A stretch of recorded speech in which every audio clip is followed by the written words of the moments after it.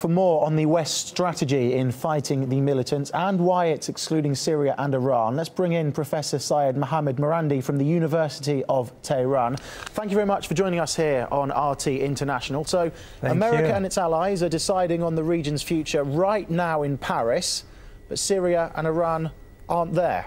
Why? Well, first of all, the Americans made a request twice for the Iranians to join, but the Iranians rejected it, and it's basically because this is a coalition of the guilty.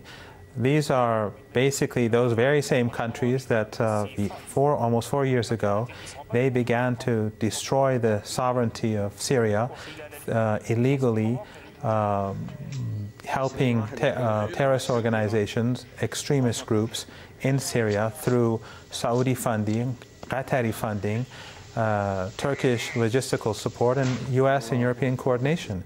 These countries are responsible for the deaths of almost 200,000 people in Syria and for endless numbers of people who've died in Iraq over the last decade, over a decade. So the United States really is in no position to talk about the war on terror. They helped create ISIL through this extremism that has grown in Syria, that everyone that many people and everyone who knows a thing or two about the region has been saying for the last few years. The United States, unfortunately, right now is again disregarding the sovereignty of Syria as it has been over the past few years, and they're also disregarding the sovereignty of Iraq by helping Erbil without the coordination and consent of the Iraqi central government. So the United States is not being constructive, it's continuing to be destructive. So it's your interpretation that it's America's foreign policy that has allowed ISIS, ISIL to flourish? Without a doubt, the United States has for decades allowed Saudi Arabia to export extremist ideologies. As your report said earlier, the reason why we have this mess in Nigeria, in Somalia, in Libya, in Egypt, in Mali, and countries that weren't mentioned in the report is because the Saudis and other oil-rich dictatorships have been funding this extremist ideology, Wahhabism. Wahhabism wasn't a major ideology before. It's been oil money that has, it's because of oil money that it's become so mainstream in many parts of the world. And we've seen this happen in Afghanistan in the 1980s, where the Saudis funded extremist madrasas in Pakistan and along the border.